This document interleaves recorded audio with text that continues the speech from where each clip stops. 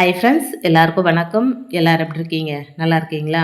Welcome to Sakthi Saravana YouTube channel. இன்னைக்கு வீடியோவில் ஒரு முக்கியமான விஷயத்தை பற்றி தாங்க உங்களோட ஷேர் பண்ணிக்க போகிறேன். இதை ரொம்ப நாளாக வீடியோவில் சொல்லணும் அப்படின்ற ஒரு ஆசை இருக்குது. சொல்லலாமா வேண்டாமா அப்படின்ற ஒரு சந்தேகமும் எனக்கு இருந்துக்கிட்டே இருந்ததுங்க.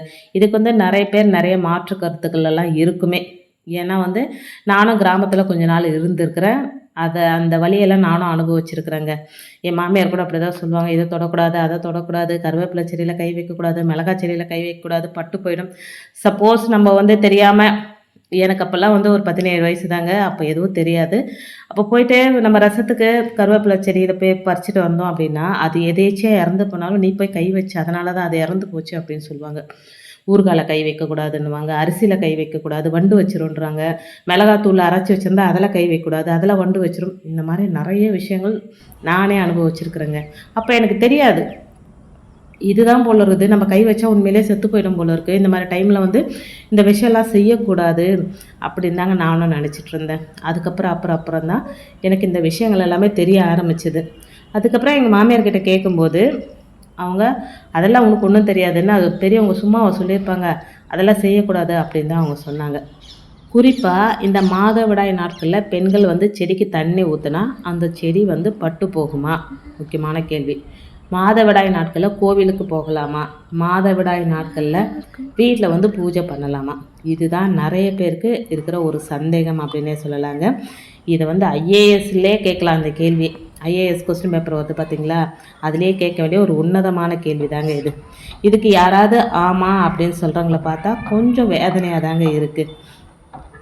இப்போது ஒரு பொது கழிப்பிட சுவர் இருக்குதுன்னு வச்சுக்கோங்களேன். அந்த சுவத்தில் அரச மரத்தை யாருமே நீங்கள் பார்த்தது இல்லைங்களா? எல்லா கழிவுகளும் கலந்து போகிற சாக்கடை நீரில் செழித்து வரும் வேப்ப மரத்தை எல்லாருமே பார்த்துருக்குறோம்.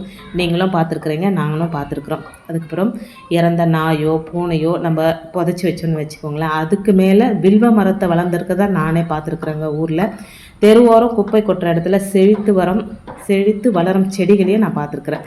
தினமும் பார்த்துக்கிட்டு தான் இருக்குங்க.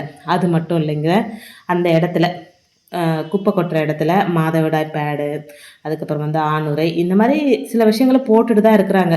இந்த செயலை எல்லாருமே செஞ்சுட்டு தான் இருக்கிறாங்க. மனித உயிருக்கு இன்றியமையாத ஆக்சிஜனை வெளியேற்றும் அனைத்து மரங்களுமே புனிதமானது தான். அதிலும் குறிப்பாக வேம்பு, அரச மரம், வில்வ மரம், துளசி செடிகள் இதெல்லாம் பூஜை மற்றும் ஆயுர்வேத மருத்துவத்திற்கு பயன்படுறதுனால அந்த காலத்தில் அதை தேவையில்லாமல் வெட்டுறதோ அசுத்தப்படுத்தவோ கூடாது அப்படின்னு நம்மளுடைய பெரியவங்க சொல்லிட்டு போயிருக்கிறாங்க. அவ்வளோதாங்க. அரச மரம் மற்றும் வேப்ப மரங்களில் அடிப்பகுதியில் இப்போ இந்த இயற்கை உபாதைகளை கழிக்கிறவங்க யாரும் அழிஞ்சு போயிடுறது இல்லைங்களா? மனித உயிர் உருவாகும் உன்னதமான கருமுட்டை கழிவுகள் வெளியேறும் நாட்களில் பெண்களுக்கு உடல் உபாதைகள் அதிகமாக தான் இருக்கும். அதை அனுபவிக்கிறவங்களுக்கு தான் தெரியும். இப்போ டிவி விளம்பரங்கள்லாம் காட்டுறாங்க பார்த்தீங்களா? அதுபோல் எந்த பொண்ணுமே அதுபோல் நாட்களில் முகமலர்ச்சியோடு இருக்கிறது கிடையாது. அவங்களுக்கு ஓய்வு வேணும், ரெஸ்ட்டு வேணும் அப்படின்ற எண்ணத்தில் உருவாக்கப்பட்டது தான் இந்த 3 நாட்கள் கணக்கெல்லாம். அதுவும் அது போன்ற நாட்களில் பெண்களுக்கு பிடித்தமான உணவு வகைகளை அந்த காலத்தில் பெண்ணின் வீட்டார் செஞ்சு கொடுப்பாங்க. இப்போது பெண் ஒரு 13-14 வயசு பூப்படைகிறாங்க அப்படின்னா என்னெல்லாம் செஞ்சு கொடுப்பாங்க? நல்லெண்ணெய் கொடுப்பாங்க, அதுக்கப்புறம் நாட்டுக்கோழி முட்டை, உளுத்த மாவு கஞ்சி, உளுத்த வடை, இந்த மாதிரி உடம்புக்கு வலு சேர்க்கக்கூடிய பொருட்களை தான் கொடுப்பாங்க. அதே மாதிரி தாங்க மாதமே அந்த இது வெளியேறும்போது ரொம்ப பேக் பெயின் இருக்கும், உடம்பெல்லாம் அடித்த மாதிரி வலிக்கும், நம்மளால் எந்த வேலையுமே பீஸ்ஃபுல்லாக செய்ய முடியாது. இப்போ நிறைய பேர் அந்த வலியோடு தான் வேலைக்கெல்லாம் போகிறாங்க. இப்போ இருக்கிற சூழ்நிலை அந்த மாதிரி. இப்போ பீரியட் டைம் அப்படின்னு சொல்லி வீட்டில் ரெஸ்ட் எடுக்க முடியாது, காலநிலையெல்லாம் மாறி போச்சு. ஆனால் அந்த டைமில் பாருங்கள், ஈஸியாக கண்டுபிடிச்சிடலாம். பெண்களாகிய நாம் அவங்க இந்த மாதிரி தான் இருக்கிறாங்க அப்படின்றது ஈஸியாக கண்டுபிடிச்சிடலாம். அந்த மாதிரி தான் அந்த ஃபேஸ் காட்டி கொடுத்துரும். ஏன்னா நம்ம ஒவ்வொரு பெண்களுமே அனுபவிக்கிற அந்த வலி பார்த்தோன்னே நம்ம கண்டுபிடிச்சிடலாம். அந்த காலத்தில் இது நான் படித்த விஷயங்க. இது எந்த அளவுக்கு உண்மை அப்படின்னு எனக்கு தெரியல. இது யாராவது உண்மை அப்படின்னா எனக்கு கமெண்ட்டில் சொல்லுங்கள். பழந்தமிழர்கள், அதாவது நம்மளுடைய மூதாதையர்கள், எந்த வருஷத்துக்கு முன்னாடியே இருக்கிற மூதாதையர்கள் இந்த மாதவிடாய் ரத்தத்தை ஒரு பாத்திரத்தில் சேர்த்து வயல்வெளிகளில் தெளிப்பாங்களாங்க. பயிர் செழித்து வளரும் அப்படின்ற நம்பிக்கையில் அப்படி செய்வாங்களாம். அதுவே காலப்போக்கில் சில அதிமேதாவி தனத்தால் இப்படி மாறிடுச்சுங்க. ஆதி கால கல்வெட்டுகளை இதுக்கு சான்று இருக்கிறதாகவும் சொல்லப்படுதுங்க. சாப்த வழிபாட்டில் மாதவிடாய் ஏற்படும் பெண்களை பூஜிப்பாங்களாம். இது போன்ற நாட்களில் ரொம்ப கோபம், எரிச்சல், மூட் ஸ்விங்கிங்லாம் இருக்கும். பெண்களுடைய மனசை குளிர்விக்கணும் அப்படின்றதுக்காக சிறப்பு பூஜைகளும் செஞ்சுருக்கிறாங்களாம். நீங்கள் கேள்விப்பட்டிருப்பீங்க காமாக்கியா கோயில் அப்படின்னு சொல்லி. அதில் வந்து இந்த மாதவிடாய் நாட்களில் 3 நாள் கோயிலே மூடிடுவாங்களாம். நான் கேள்விப்பட்டிருக்கிறேன், படிச்சிருக்கிறேங்களா அதை பற்றி டீட்டெயில்டாக. நான் ஏற்கனவே வீடியோஸும் போட்டிருக்கிறேன் இந்த காமாக்கியா கோயிலை பற்றி. ஸோ இது வந்து ஒரு பெரிய விஷயமே இல்லை, நமக்கு ரெஸ்ட்டு வேணும் அப்படின்றதுக்காக தான் அவங்கள வந்து தனியாக வேலை எதுவும் செய்யாமல் உட்கார வச்சுட்டு அவங்களுக்கு பிடிச்சமான பொருட்களை நம்ம வந்து செஞ்சு கொடுக்கணும் அப்படின்றதுக்காக சொன்னது தான். அந்த காலத்தில் நம்மளுடைய மூதாதையர்கள் வந்து அதிமேதாவித்தனம் நிறைஞ்சவங்க தான். அதுக்கப்புறம் அப்புறம் அப்புறம் அப்புறம் வந்தவங்களாம் அதை மாற்றி மாற்றி மாற்றி அதை வந்து ஒரு பெரிய தீட்டு. அந்த நேரத்தில் நம்ம வந்து எதுவுமே செய்யக்கூடாது, பூஜை பக்கமே போகக்கூடாது, கோவில் பக்கமே போகக்கூடாது. நம்ம வந்து செடிகள் வந்து துளசி செடியை பறிக்கக்கூடாது. துளசி செடி பறிக்கக்கூடாது தான், அது சுத்தமானது தான். நமக்கே தெரியுங்க சில விஷயங்கள்லாம் வந்து நம்ம மனசை விட ஒரு உண்மையான ஒரு ஜட்ஜு இந்த உலகத்தில் யாருமே இருக்க முடியாது. நமக்கு வந்து எப்படி இருக்கிறோம், நாம் இது செய்யலாமா செய்யக்கூடாது அப்படின்றது நம்ம மனசு சொல்லிடும், நம்மளோட மூளை நமக்கு சொல்லிடும். மாதவிடாய் அசுத்தம் அப்படின்னு யார் சொன்னாலுமே அதை வந்து காதில் வாங்கிக்காதீங்க. இது வந்து என்னோடய ஹம்பிள் ரெக்வஸ்ட். சகோதரர்களாக இருந்தாலும் சரி, அம்மாக்களாக இருந்தாலும் சரி, யாராக இருந்தாலும் சரி, இது ஒரு அசுத்தம் தீட்டு அப்படின்னு சொன்னால் அது காதிலே வாங்கிக்காதீங்க. உங்களுக்கு இதை குறிப்பிட்டு சொல்லணும் அப்படின்னா, நம்ம உடம்புல எப்போவுமே ஒரு அவுன்ஸ் வந்து மலமோ சிறுநீரோ இருந்துக்கிட்டே தான் இருக்கும். அதை வயிற்றில் நம்ம சுமந்து கொண்டு தான் எல்லா கோவிலுக்கும் போகிறோம், வீட்டில் வழிபாடு செய்கிறோம், நல்லதுக்கு போகிறோம், கெட்டதுக்கு போகிறோம், எல்லாத்துக்குமே போகிறோம். அப்படி போகும்போது நம்ம வயிற்றுக்குள்ளே அந்த மலமோ சிறுநீரமோ இருக்க தானே செய்யுது. சிறுநீர் மற்றும் மலம் வெளியேற உந்துதலை நம்மளால் கட்டுப்படுத்த முடியும். இப்போ யூரின் வருது அப்படின்னா கொஞ்சம் நேரம் நம்மளால் அதை கட்டுப்படுத்த முடியும். இப்போ நமக்கு அவுட் சைட் போகிறோம் அப்படின்னாலும் நம்ம கட்டுப்படுத்திக்கலாம். இப்போ வெளியே வந்துச்சு அப்படின்னா நம்ம வீட்டுக்கு போய்க்கலாம்னு சொல்லிட்டு கட்டுப்படுத்தலாம். ஆனால் மாதவிடாய் கழிவு வெளியேறும் உந்துதலை எவ்வளோ முயற்சி செஞ்சாலும் நம்மளால் கட்டுப்படுத்த முடியாது. அது எந்த டைமுக்கு வரும் அப்படின்றதும் கரெக்டாக நம்மளால் ஜட்ஜி பண்ண முடியாதுங்க. ஒவ்வொருத்தனாருக்கு சைக்கிள் 25 நாளைக்கு ஒரு தரம், 28 நாளைக்கு ஒரு தரம், ஒரு சிலருக்கு 20 நாளைக்கு ஒரு தரம், 30 நாளைக்கு ஒரு தரம், இப்படி மாற்றி மாற்றி வரும். எந்த டைமில் வரும் அப்படின்றது யாராலுமே எந்த டாக்டராலையும் கூட சொல்ல முடியாதுங்க. அது தானாக பெண்களுடைய விருப்பம் இல்லாமல் வெளியேறுங்க. அதனால தான் பெண்கள் அந்த நாட்களில் ஓய்வாக ஒரு இடத்துல இருக்க சொல்லியிருக்கிறாங்க. பெண்களுடைய மாதவிடாய் தீட்டு அப்படின்றது பெருவெடிப்பு அப்படின்னு சொல்கிறாங்க. இந்த நிகழ்விற்கு காரணமாக இயற்கை வந்து எங்குமே இது வந்து ஒரு தப்பு அப்படின்னு சொன்னதே கிடையாதுங்க.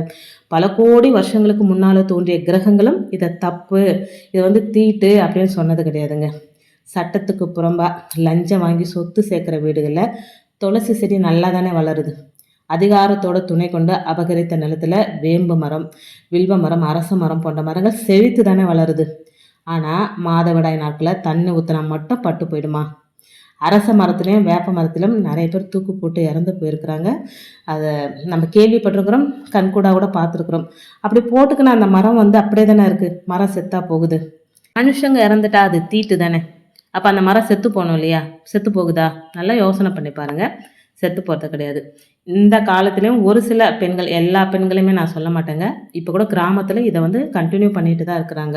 மாதவிடாய் தீட்டு அப்படின்னு சொல்லிட்டு பல பெண்கள் வந்து தங்களுடைய குழந்தைகளை வந்து பாடாய் படுத்துறத பார்க்குறதுக்கு வேதனையாக தான் இருக்குங்க. அவங்களுக்கு சொல்லி புரிய வைக்க முடியாது. அவங்களா திருந்தினாதாங்க உண்டு. இன்னும் சொல்லப்போனால் என் மாமியார் இந்த மாதிரி டைமில் வந்து வீட்டுக்குள்ளவே படுக்க வைக்காது, என்ன வெளியே தான் தின்ன மாதிரி இருக்கும், அங்கே தான் படுக்க வைக்கும். அந்த மாதிரிலாம் நான் அனுபவிச்சுட்டு தாங்க வந்திருக்கிறேன். அதனால தான் நான் சொல்கிறேன். என்னை பொறுத்த வரைக்கும் இந்த மாதவிடாய் அப்படின்றது நம்ம உடம்புலேருந்து வெளியேற ஒரு வியர்வை மாதிரி, ஒரு யூரின் மாதிரி அப்படி தாங்க நம்ம நினச்சிக்கணும். இதில் வந்து நிறைய பேருக்கு நிறைய மாற்று கருத்துக்கள் இருக்கும். என்னை பொறுத்த வரைக்கும் இது சரிதான். இப்போ ஏற்கனவே நான் சொன்ன மாதிரி வயிற்றுக்குள்ளே மலமோ சிறுநீரோ வச்சுட்டு கோவிலுக்கெல்லாம் நம்ம போகலையா, அங்கே போய் வழிபாடு செய்யல, அதெல்லாம் தீட்டு இல்லைங்களா? இது வந்து இயற்கையாக நடக்கிற ஒரு விஷயம். இதை போட்டு நீங்கள் பெருசாக நீங்கள் குழப்பிக்கணும் அப்படின்ற அவசியம் கிடையாது. நம்ம மனசு தான் நமக்கு ஜட்ஜி. உங்கள் மனசுக்கு என்ன தோணுதோ அதை செய்யுங்க. என்னை பொறுத்த வரைக்கும் எல்லா வழிபாடும் செய்யலாம். ஆனால் ஒரு 2 நாள் நமக்கு வந்து அந்த டென்ஷனு, இந்த மைண்டு வந்து ஒரு மாதிரியாக இருக்கும்போது பூஜை செய்யும்போது ஒரு மனநிலையோடு நம்மளால் பூஜை செய்ய முடியாது. அதனால் 2 நாள் ஸ்கிப் பண்ணிவிட்டு அதுக்கப்புறம் தாராளமாக நம்மளுடைய வழிபாட்டை தொடரலாம். இதில் எந்த தவறும் கிடையாது அப்படின்னு நான் நினைக்கிறேங்க. நீங்கள் இந்த கணக்கம்பட்டி அழுக்கு மூட்டை சித்தரையா பற்றி கேள்விப்பட்டிருப்பீங்க. அவர் வாழ்க்கையில் நடந்த ஒரு விஷயம். அவருடைய வீட்டில் வந்து ஒரு தம்பதி சமேதனராக அவருக்கு வந்து பணிவிடைகள் செஞ்சுட்டு சமையல் வேலையெல்லாம் செஞ்சுட்டு ஒரு ஃபேமிலி இருந்திருக்கிறாங்க.